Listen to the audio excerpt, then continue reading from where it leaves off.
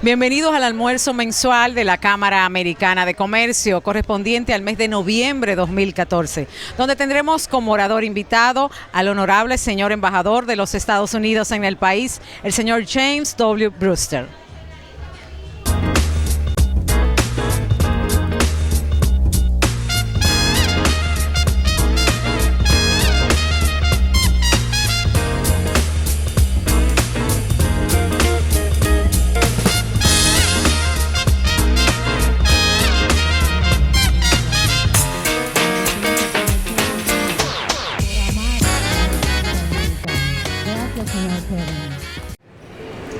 So, you guys are talking about technicalities. This isn't about technicalities. This is about politics. And that was the atmosphere we found anywhere we went in Washington. Nonetheless, we signed the agreement, and I was just remembering some of the conversations. In many instances in talking to people, I said that one of the, from my point of view, one of the obvious places where a investment would come into the country would be in the manufacture of shoes. It was an ideal place for an international shoe manufacturer to set up a plant. They had the 20-25% that they required to get duty-free in the United States, and have an excellent distribution point and a lower cost product. And I see that is about to come to fruition, that there are companies that are interested in the shoe game. I never understand why we haven't had furniture manufacturers in the same interest, because all of the logic was for them to be able to have a perfect operation in the United States. The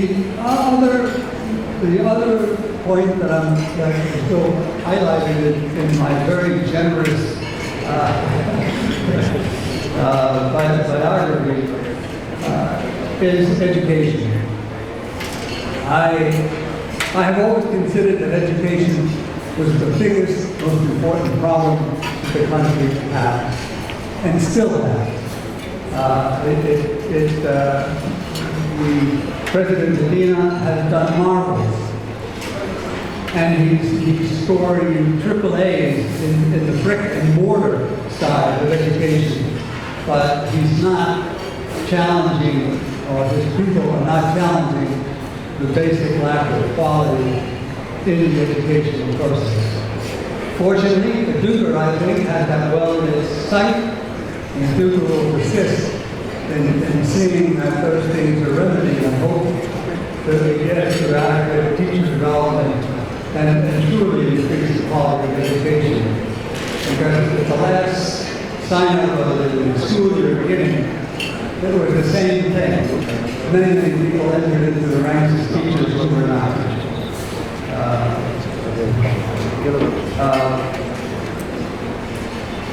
Yes. At the same time, I have been fortunate enough to, for the past 10, maybe 11 years, been aligned with the DREAM Project in Colorado. The DREAM Project is limitedgreens.org, is the most exciting, dynamic educational foundation that I know of in the country.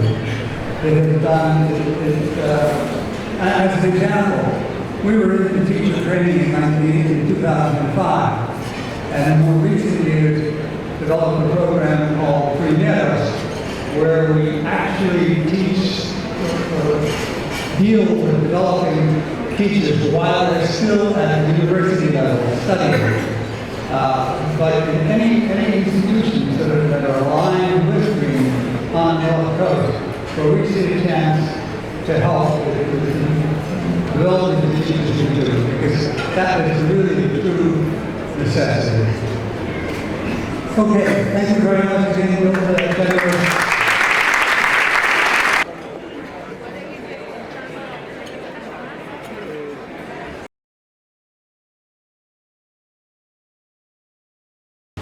Agradecemos a Dios el don de la vida y de encontrarnos reunidos en espíritu de fraternidad en ocasión del almuerzo mensual de la Cámara Americana de Comercio de la República Dominicana.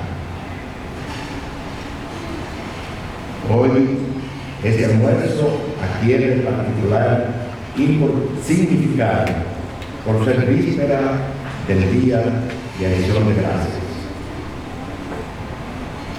Le pedimos al Señor que a los reunidos aquí nos ilumine con su luz para caminar por el recto sendero. Llénanos, Señor, de espíritu de generosidad para continuar trabajando con espíritu de desprendimiento por el bien de los más necesitados, por los hambrientos de pan material y pan espiritual. En la cercanía de la Navidad, recordamos que cuando el Hijo de Dios se hizo hombre, el mundo estaba dividido y el egoísmo y la corrupción reinaban en todos los ambientes. Parecería que poco se ha progresado en el arduo camino de implantar el reinado del amor, de la justicia y de la paz. Nosotros, en la diversidad de nuestras actividades, estamos decididos a trabajar por la causa que trajo a Jesús al mundo, a ser consciente al hombre y a la mujer de su dignidad y trascendencia. Te pedimos, Padre, y te damos gracias porque nos has enviado a Jesús, tu Hijo amado, y has hecho de él, en el misterio de la Pascua, el autor de la salvación, la fuente de toda paz, el vínculo de toda fraternidad. Te damos gracias, Señor, por los deseos y afanes y realizaciones de paz que tu Espíritu suscita en nosotros para trabajar por sustituir el odio por el amor, la desconfianza por la comprensión, la indiferencia por la solidaridad. Acuérdate, Padre de misericordia, de todos aquellos que viven apenados, que sufren y mueren por el nacimiento de un mundo más fraterno. Te pedimos, Padre celestial, que venga a nosotros tu reino de justicia, de amor y de paz, y que la bendición y tu bendición descienda sobre los Estados Unidos, sobre la República Dominicana, sobre los alimentos que vamos a compartir y sobre todos y cada uno de nosotros. Que así sea. Gracias. La celebración del Día de Acción de Gracias, fecha que es entrañable para los Estados Unidos.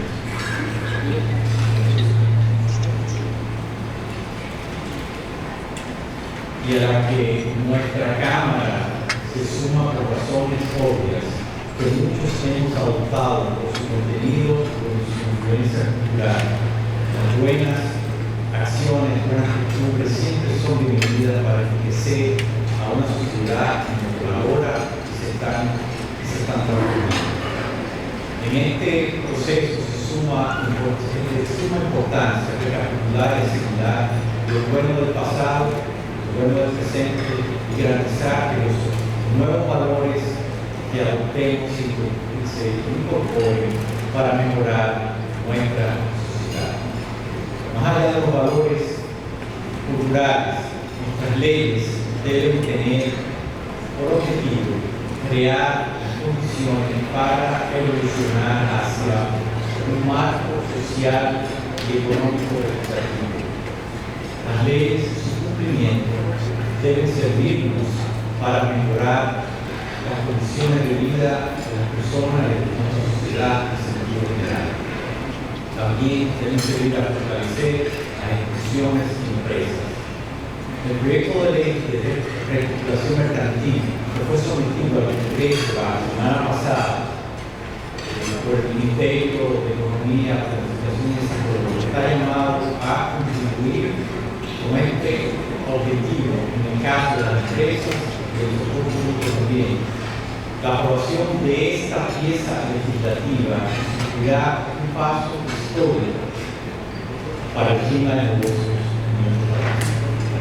Una moderna ley de bancarrota provee a las empresas problemas temporales de liquidez, la oportunidad de reestructurar sus deudas, los acreedores y recuperarse con el tiempo.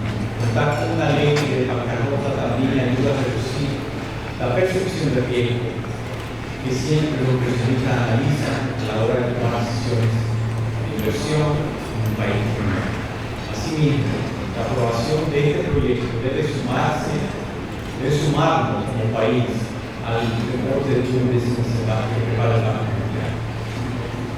Nosotros esperamos que eventualmente cuando se aprueba la ley, tenemos nuestra posición dentro de oferta de cumbres, pues mejore notablemente.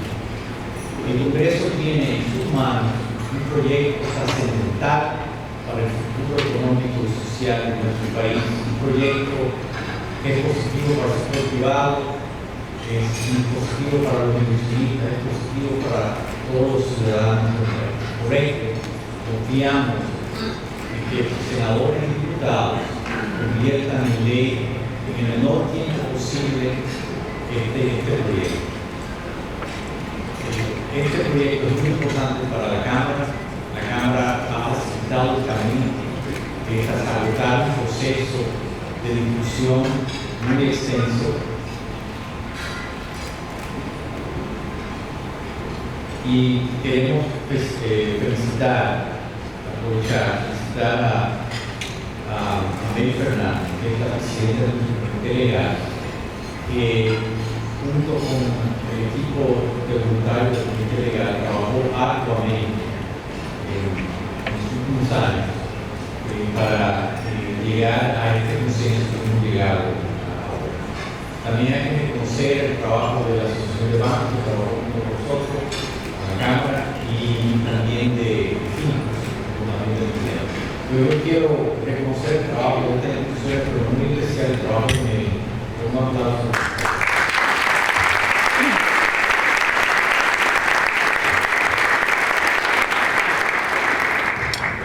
Fueron casi 7 años trabajando en este proyecto. La verdad es que es impresionante. Todavía no hemos visto los resultados, pero ya tenemos un consenso de los resultados en el Congreso. Es decir, que es será de mucha importancia.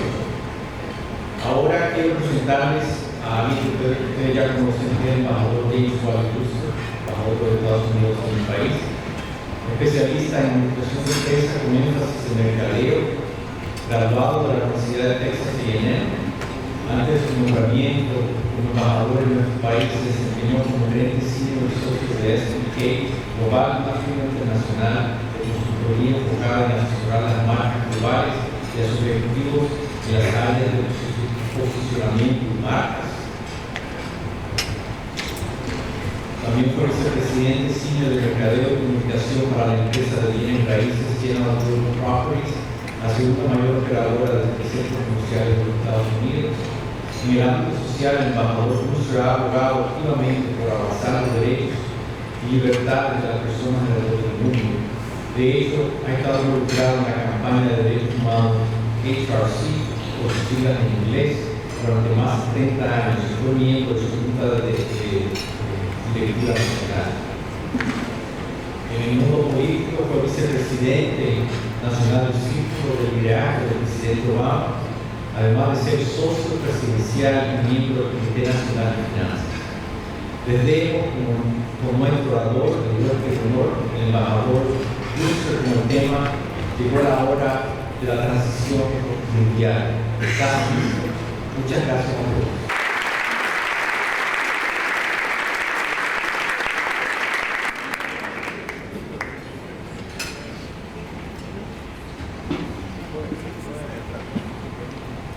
First of all, I want to thank Mr. Vidal for that kind introduction. Don't let the amount of pieces of paper here scare you on. As you can tell, getting old, you can't see, so there's a big title here. But I do want to thank so many people. I want to thank Bill Malibu, the distinguished members of the board of directors, and I want to also thank the senior Dominican government representatives that are here. Monsignor, it's always a wonderful time to be with him. Members of the diplomatic community, distinguished guests, and members of the press, and to all of you, I want to say good afternoon. It truly is my distinct pleasure to be with you here today. Because it's one good day, hopefully for many, but some not so many. Because this is the day that Bob and I actually celebrate our 1-year anniversary here in the Dominican Republic. So we're very excited to be here. And I can say it has been quite a ride, and it's been an extraordinary year for Bob and I. So I want to say thank you to everyone. It's been a year of meeting amazing people, working with a great team, many of whom are here present today. So if they're okay with it, I would like the embassy staff members to stand up, because I can't be more proud to be with so many more people.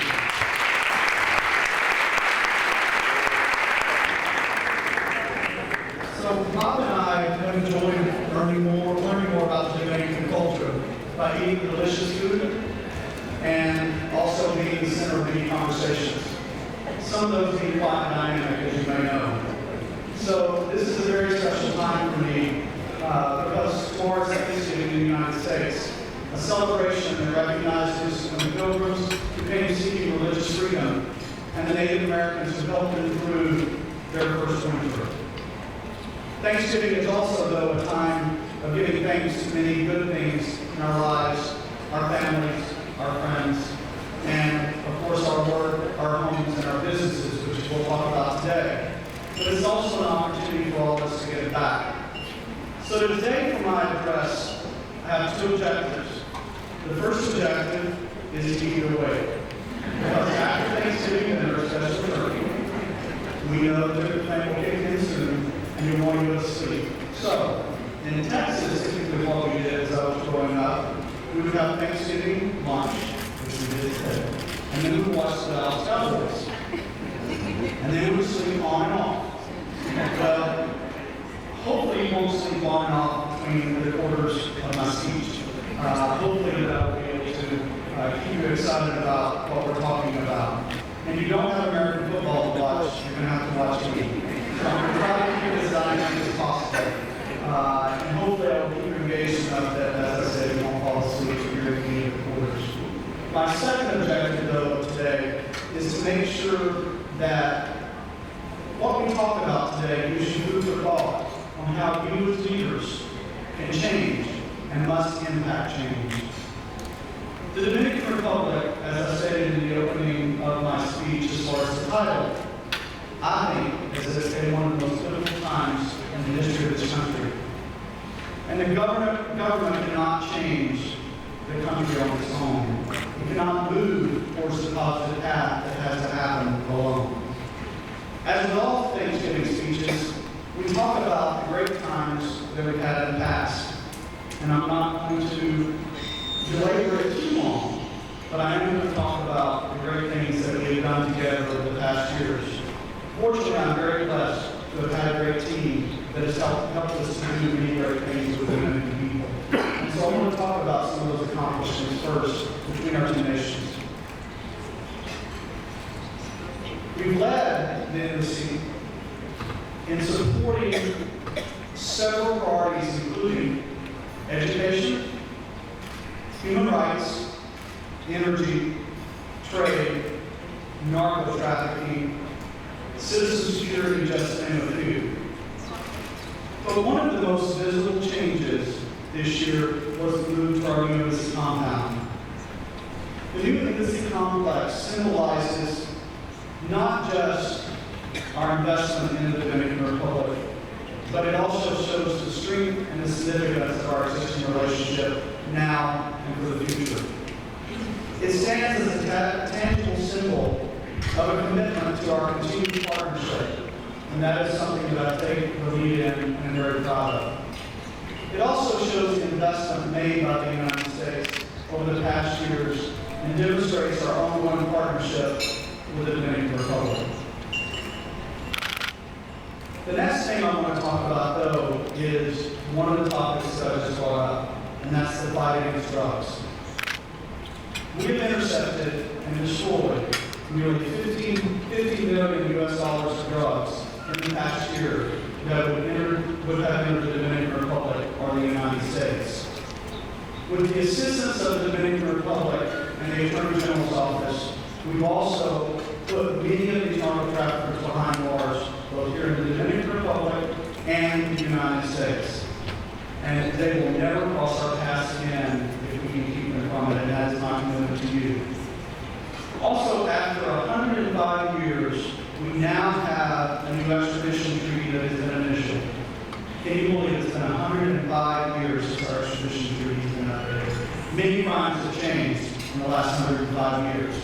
So this treaty will modernize our strong law enforcement cooperation and will continue to help putting away the criminals that I spoke about, not just the drug lords, but other thugs and criminals that are out there to infiltrate our societies. We will soon also announce another treaty that will be very, very important to our two countries that I can't announce yet. I won't usurp that opportunity. But it will be something that will be one of the first in Latin America between the United States and the Latin American country. And it will also provide more resources in these areas and others that will help us move forward in the fight against many different issues that impact us. Crime on the streets and in the tourist zones continue to be a threat against our society, against tourism, and against things that are happening against vulnerable populations. And in the area of citizen security, the U.S. government is proud to have been a partner with the Dominican Republic in developing the first 911 center. Hopefully none of you have used this, but it has demonstrated how the two governments work closely together. Anything can be accomplished when they set their minds to it. I have to also commend other governments that also help in the process.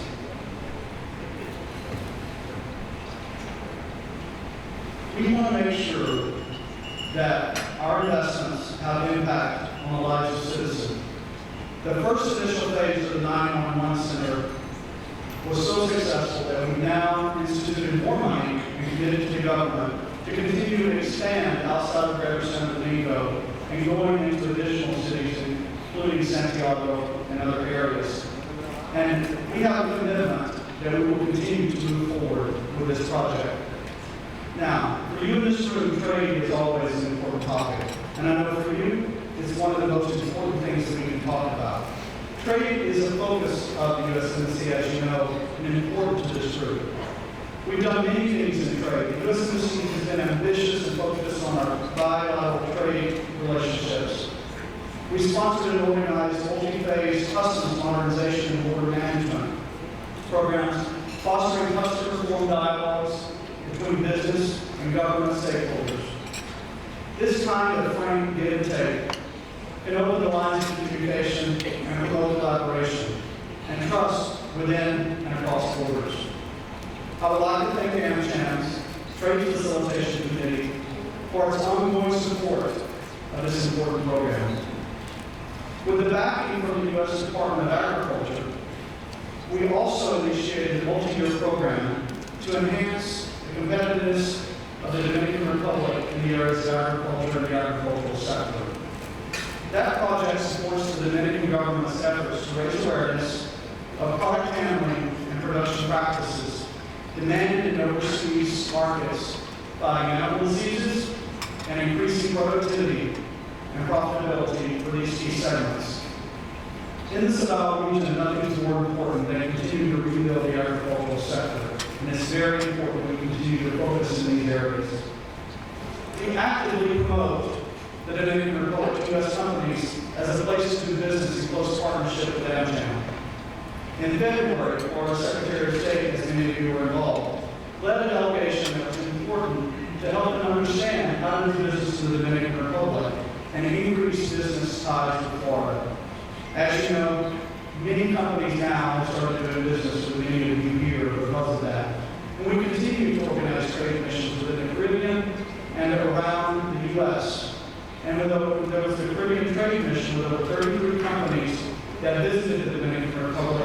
to meet with all the Dominican enterprises that are involved in that trade mission. We have promoted increased attention to the DR by U.S. companies through ramping up our efforts to implement the second phase of President Obama's National Export Initiative, or better known as NEXT. We promote U.S. and DR trade throughout the United States and at global events, including Bogota, Colombia, Detroit, Michigan, and also Charlotte, North Carolina, reaching hundreds of new U.S. companies and exposing them to the DR and to the region. But speaking of trade, I also want to take this opportunity to extend an invitation to all of you, because we are going to, once again, look for how Dominicans can invest in the United States. I'll be leading a delegation next year with Isabella to Select USA Investment Summit in Washington, D.C. on March 23rd and 24th. If you run a business or consider opening a business or operation or expanding in the United States, the Select USA Summit is one that you must not miss. Last year, the first Select USA conference was opened by President Obama and Secretary Brewster. We know this year attendance is already planned on being doubled from around the world. Energy. Energy is not a topic that anybody misses in this country. We know it's critical, and we know we have to play a critical role. And I promise you the U.S. government is committed to helping resolve the energy dependence and crisis that we have here in the Dominican Republic. That is why we took the leaders of the energy sector to Washington, D.C. to meet with the Energy Department and others, including the international banks, to look how we can look for solutions to transform the energy sector. Energy also was a central theme for the Vice President Biden's visit. For all of you who had the chance to see his announcement, he recognized that energy is not just an issue in the Dominican Republic, but it's also a regional issue. It's an issue for all Caribbean economies. And it's potentially vulnerable for those that are dependent on energy imports. For that reason, the United States government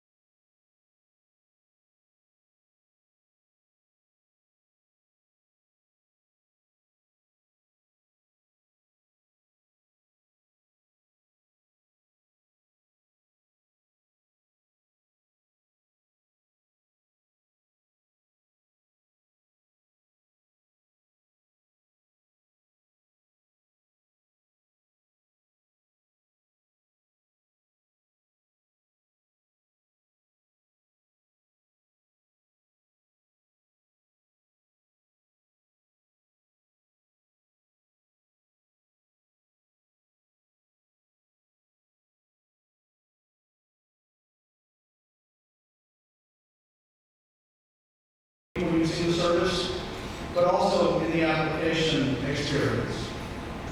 Our consular section, NAMCHAN-DR, also recently modified the business facilitation program to benefit AmCham members and their families.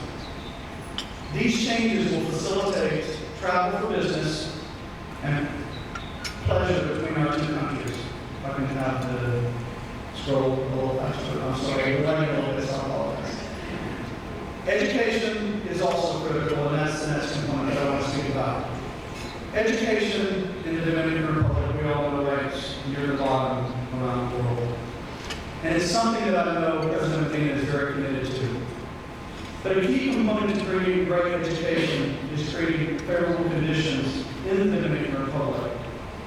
And as Dominican industries want to compete worldwide, you have to have a strong workforce that can compete internationally. Every one of you in this room is highly educated and is a leader of Dominican enterprises around the Dominican Republic. You know as well as anyone that your business and your government sustainability relies on an educated society. Democracy in business cannot flourish without a strong and sustained middle class. It's also an educated society that can participate with government and the rest of society. One example of this is USAID and AmCham's Basic Education Program. Through their Corporate Social Responsibility Program, 91 private businesses reached 156 schools and leveraged millions of dollars to invest in quality education. The program trained 1,800 people and school directors and benefited over 28,000 students. In 55 of these 156 schools, AmCham initiated the ABCDL program, which was designed to improve the performance on standardized tests in both the areas of reading and in math. The results were dramatic. The improvements were with first grade students who, on average, improved their reading scores by 50 points and their math scores by 33 points. That's something that shows when we focus on education, change can happen. Another USAID program was with the Catholic University of Santiago that benefited over 38,000 students in 400 schools. We also partnered with the Ministry of Higher Education on the prestigious Fulbright program. And many of the leaders in the Dominican Republic have been Fulbrighters, so we know the impact this program can have. We just developed an English teacher certification process also for the Dominican Republic with the Ministry of Higher Education. And we continue to look at programs on how we can continue to push education reform in this country. Another example of our shared values of education is President Obama's 100,000 Strong in the Americas initiative. That goal of 100,000 strong in the Americas is to have 100,000 American students studying in Latin America and 100,000 Latin American students studying in the U.S. This is very critical because it not only increases the educational components, but it also begins to share societal values. As President Obama said, when we study together, we learn together. When we work together, we prosper together. We have the international successful scholarship program like the Fulbright, and we will continue to work on that program and expand it. And we just signed another Fulbright program with the Ministry of Education, which many of you may saw recently. Going forward, USAID for the embassy is putting many more emphasis on the education system in the Dominican Republic. We're going to have new grants, new contracts, new agreements for program related to climate change, education, youth, and vulnerable populations, totaling $71 million. We'll continue to partner with the Ministry of Education and also the Ministry of Higher Education on English teaching. English teaching is critical for the advancement of the education system here in the Dominican Republic. And with all of you, we need your help in helping the students increase the number of students studying in the Dominican or studying in the U.S. So we need what you can do to promote your employees and employee students to help them get to the U.S. to study is important to all of us. Now, on to human rights, and you hear me talk about it a lot. As the UN Human Rights Council has said, everybody is born with human rights and human dignity. It's not up to countries to give those human rights through their laws. It's up to countries to protect those human rights by their laws. The U.S. over the past year continues to support and finance programs for the marginalized. those that are impacted by anything that is created against them here in the Dominican Republic and worldwide. And we want to make sure that those that are restricted by poverty, are impacted by the changes in laws, people living with disabilities, people of color, or anyone impacted in the LGBT community, both adults and youth, or anyone that is impacted by bullying, or that are victims of hate and crime, will one day have the rights that everybody else does to live a free and open society and life. U.S. Embassy will always and will continue to fight for human rights and dignity for anyone who is threatened. And as you know, and as I know, you will stand up beside us and make sure that that is a reality. So, I got through all the things that we've accomplished. I see there's a few asleep, but most are awake, so thank you for getting into that. Now, I really want to talk about where we go from now, because this is a very important time. As I said, we're in a pivotal stage in the Dominican Republic, and I'm going to ask the request of all of you in this room. That's why this speech was so important to me. I've highlighted our work, but I urge you to consider how can you make change in the Dominican Republic. You are the business leaders who can help improvements, and the DR needs and deserves your help. They deserve you to work these issues with the government. As I said, it's a difficult time. And having moved decisively beyond the domestic-centered economy, you are now part, in the Dominican Republic, is part of a more integrated, economically and social economy with the rest of the world more than ever before. This is apparent in the increasingly global nature of the region's trade. We've seen that the Dominican Republic has multiple countries looking for investment into the Dominican Republic. We have DR, which has been instrumental in promoting the Dominican Republic and trade between the United States and others in the region. But the shift to this new era happened so seamlessly that perhaps the biggest risk that individual companies will fail to recognize is its dimension and adapt their approach accordingly. To take advantage of the global marketplace and potential partners worldwide, it is imperative that you become more involved and engaged in the competition worldwide, both as a company and as a country. This is also a pivotal time when it comes to society. You know, for the Dominican Republic, it's been a challenging year in this aspect from a social perspective. One of the most sensitive issues over the past year has been the debate over migration and naturalization. The government of the Dominican Republic has taken some incredibly positive steps in addressing this long-standing issue, and I applaud President Medina and his team and everyone who worked diligently to make sure that this was a positive, not a negative, and continues to work with the international community on this issue. But as you know, migration is a politically charged issue, not just here, but in the United States as well. But the private sector has to be engaged on these issues, both out of social responsibility and also due to make sure that the effects of production and employment are possible. Now, I know that many of you in this room have people that are going through the process, and many are working on regularizing your employees and bringing them into the formal economy. But your voice will continue to be extremely important working with the government to implement the laws and the policies that President Medina has established, because it is very important in this time that everyone is able to go through this process in a fair and equal way that protects their human rights. And I know the government is committed that they can't do it without the business community. So, why is this important for you? What's important because the international community continues to look at the Dominican Republic to see what happens on this issue and many others.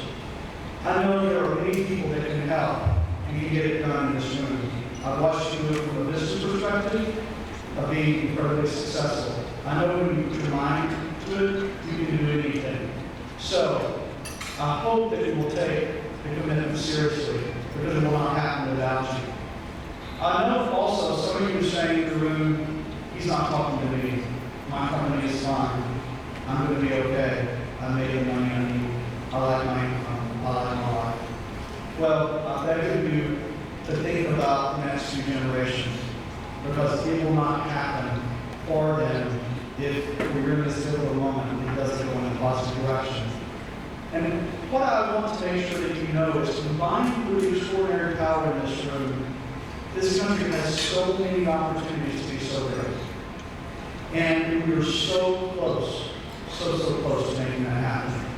So I want to continue to have a conversation about how you can change the conversation. The conversation that many of you have with me and each other about why things can't move forward in this country. I know that many times I talk to you and say, and you say, well, it's just the way it is here in the Dominican Republic. Well, it doesn't have to be that way. And I know that President Unidos is committed, I know his administration is committed, and I know that you're committed. I'm just asking you to make sure that action is there. There's many business associations, including Amtown, who have continued to lend their voices and resources to some of the key issues, such as in the case of education, which I just spoke about. However, individual business owners and prominent members of society have an obligation to speak up as well. So I encourage you to meet with your elected representatives from every province in the Dominican Republic, demand reform, and be a part of the solution. You are the engine that drives the economy, that provides the salaries for your employees, and contributes an incredible tax base for the government. Your responsibilities do not stop there. You must participate in the conversation, as all of you do on a daily basis, but your combined voice is more critical now than ever. I also want you to think about how culturally we need to change so that the U.S. can continue to promote cultural dynamics that continue to progress here in the Dominican Republic, that contributes to a stable democracy and a stable economy, that will allow your businesses not just to compete in the Dominican Republic, but also compete internationally. The Dominican Republic's global image on human rights not only matters to other governments and international organizations, but it also matters to consumers and investors. We at the U.S. Embassy hear that on a daily basis, and we tell them what the great opportunities are in the Dominican Republic. They come back and tell us what they hear, and we tell them that what they hear is not always the facts. And so I want to make sure that we continue to know that global consumers whose labor went into making products and whose labor and who's buying your products want to know that you're socially conscious and that you're treating your employees in the way they need to be treated. And I know all of you are here, but for those that aren't, that you're doing business with, make sure that they know the message that they may not realize, but the international community is looking at how you treat your employees and how you pay attention to human rights. We also need to make sure that the courts are a fair place for people to do business in the Dominican Republic. We need to protect contracts. We need to continue to make sure that there's credibility with the Dominican institutions. We see progress, but we continue to need you to push on making sure that investments in the Dominican Republic are protected. And the investment climate depends on trust of the rule of law. This is not a subject matter that you can leave to government officials. Your livelihood depends greatly on the world's view of these issues.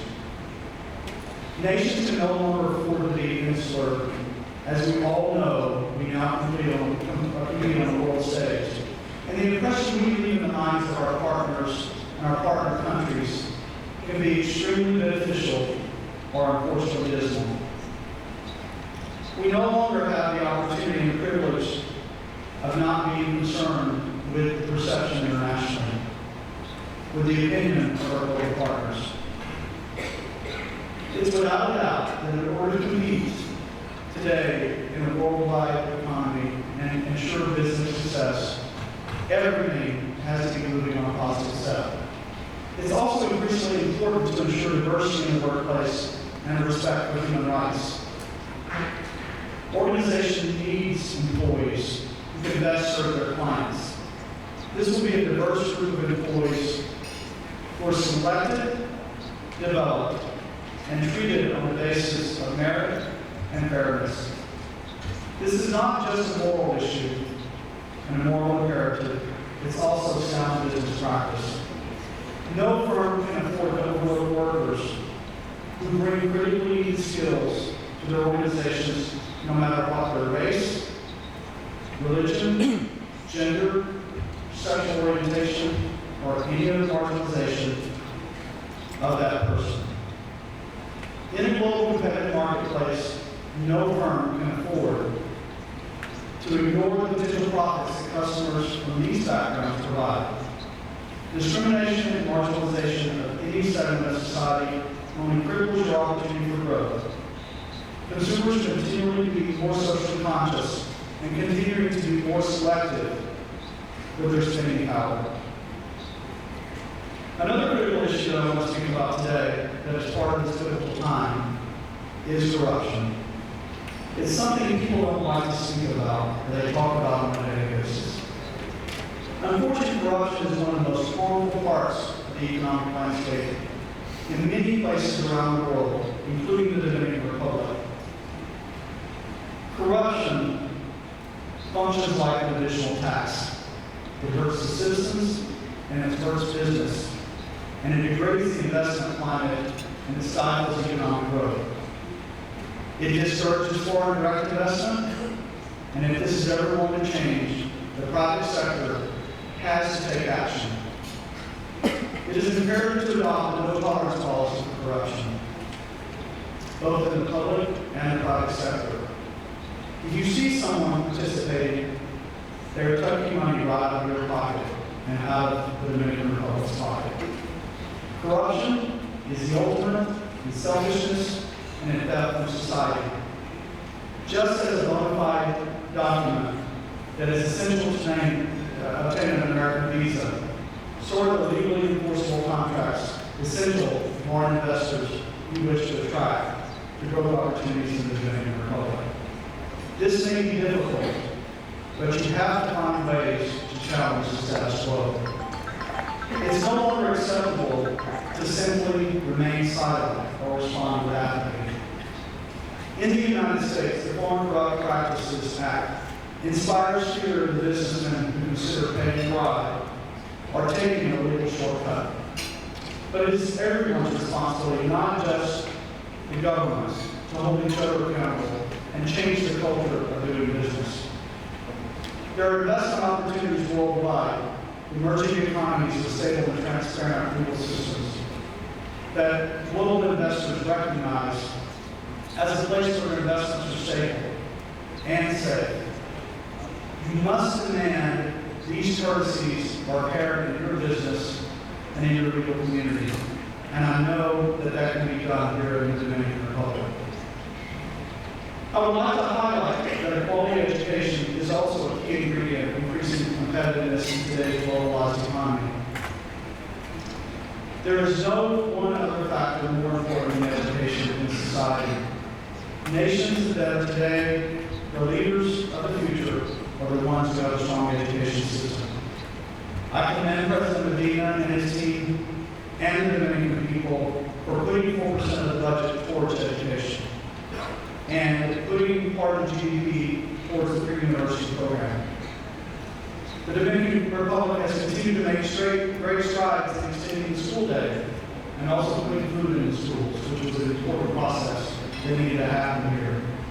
But now that these classrooms have been built, we have to make sure that every child has the opportunity to receive a solid education in these classrooms. I spoke about energy. Energy is a challenge across the Caribbean and many nations. The United States faced it many years ago. It's also an incredibly pivotal time in the energy sector. It's critical for the business community and part of the government to begin reforming the energy sector. Energy has to always be part of the discussion because it's the first step in building a stronger society. Clean energy will also improve the environment, which is essential as the Dominican Republic is so vulnerable as a nation to the degradation of our environment. The energy sector impacts the lives of millions and millions of people. But if we can resolve the energy issue together, we can increase the competitiveness of the Dominican Republic in many aspects. Through the sector, there are many other solutions that we can look at, and I know it's the goal of the business community and the government to develop and increase the use of clean energy. But we also know there are certain things that have to be done to make sure that the Dominican Republic is not dependent on imports. Citizen security. Citizen security is something that is important to the U.S. and it's important to you because your people need to be able to live free and open here in their communities, but also the tourists that come here have to feel safe. And for the business community, it's also important because the reputation of the tourism destinations and the image of the DR depends on the word of mouth of satisfied travelers. The government's initiative to improve security and the development of the 911 program are incredibly positive, but more needs to be done. The Dominican Republic, in many studies, is the fourth most vulnerable nation to be impacted by climate change. And I was just up in Budokan and saw the effects in the 2-year period that climate change can have. If you're a farmer in the Estados region, you already have seen it firsthand. If you own a beach resort, as I mentioned, you've seen it as your beaches are shrinking and eroding. And if you're a diver, you recognize it because you're not seeing the coral reef anymore. It is now, not the future, when we have to come together and address this issue. Because no longer will the tourism continue, nor the beautiful beaches, or the incredible agricultural products, or the other many great things that go out of this country, or people come here to see, will be available if we don't address it now. It impacts all of us, and it's critical in this space that we continue to address it. Now, I'm trying not to be a fatalist. I'm just being a realist in this aspect. So whatever we can do together is very, very important, and I ask you in this room to align with us to make sure that these things move forward. So none of us can sit around and afford to sit on the sidelines and ask for change. Ask more from the government and yourselves to help create Dominican industries to compete internationally. It's very critical for the society as well to have a strong economy. And your personal future and the future of all our nations depend on it. In the United States, the private sector is fighting for what they finally believe is in the public interest. In education, the reform movement today is not led by grassroots activists or union leaders, but by business leaders like you. Leaders like Bill Gates and Mark Zuckerberg. They're using what they have learned in modern society and the modern free market, where innovation is key, and gridlock and the rules of modern politics are seen as obstacles to overcome. These transformations are made not just to the ballot boxes, but they're made through moving social opinion and motivating change. Ladies and gentlemen, this is a time of global transition, but the transition can go either positive or it can be devastating. There is no country with the people, the resources, the access to the rest of the world, or the innovation and the opportunity like the Dominican Republic. Generations to come will look back at this as a moment of time. They will look back on you and look and see what you have done and what the United States and the international community has done during this time. So we have to make sure that we provide a place of growth, a place for children and grandchildren have an economy that is for all to participate in a fair and equitable way. A society where everyone, no matter who they are or what they look like, know they have the same respect as everyone else in the room. It's a society where everyone has the protection of the law and has access to a just and fair legal system. We are, as I mentioned earlier, so much closer than anybody realizes. But everyone in the room has to stand up for each other and stand up for those who yet don't have a voice. When we're there, that will be a Thanksgiving to celebrate. But until then, I want to tell you how thankful I am to be here with you in this beautiful country, representing President Obama and the American people. I will be celebrating tomorrow here in the Dominican Republic with friends and family. But I will be giving thanks to all of you who have embraced Bob and I over the past year. And I'm sure we'll be watching baseball rather than football, especially since I'll be in Moses Luke. He always watches baseball. But since we're in the DR, it's something that we'll be smiling about. So God bless each and every one of you, and I thank you for everything that you are doing to make both our nations stronger. And together as a force, we can make sure that not just our countries, but the world is a place where everyone can sit at the table with their families and have many blessings and be thankful for their day of Thanksgiving. So I want to thank you again and know that the United States is behind you in everything I spoke about and will be beside you in everything we spoke about. And I hope you take the commitment that many of you already have to stand up with us and move things forward for both our nations. Thank you very much. That relationship, I think it's fair to say, is strong and it's deep. And also the agenda you articulated going forward, I think we're very much aligned in terms of the NC's agenda and the agenda of the commission going forward. I think most of those points we had actually to work on and working with you on that. And also, congratulations to you and Bob on the first year here. Well done. We have time for a couple questions.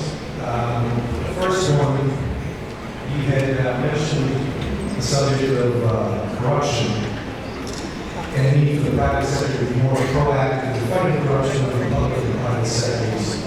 Beyond simple condemnation of corruption, what specific measures or actions should be considered by the private sector? And then parenthetically, how much evidence needs to be presented before the United States government cancels the visas of corrupt government or business officials?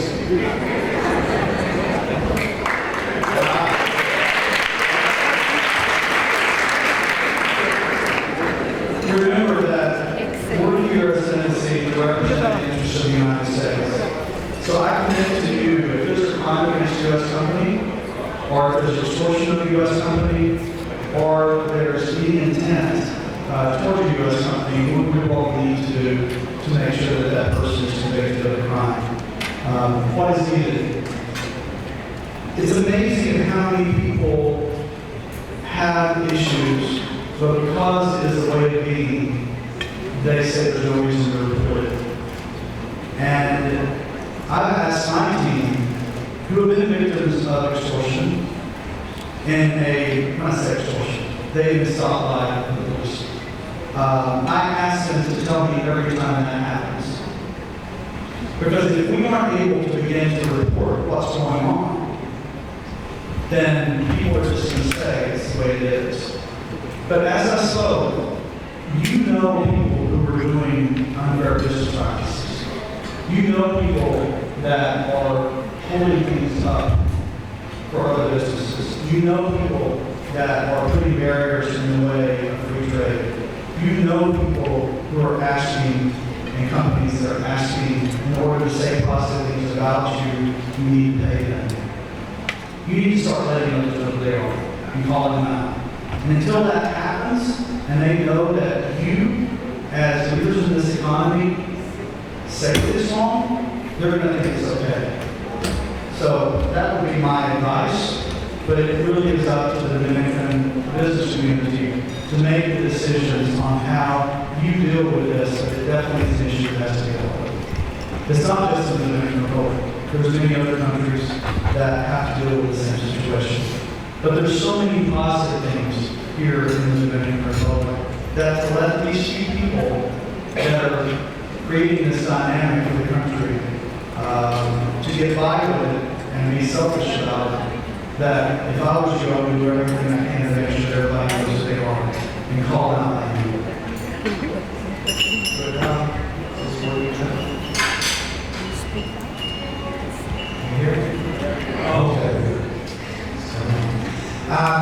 You mentioned energy. Petrochemical has allowed the Dominican Republic to finance the purchase of Venezuelan oil at very favorable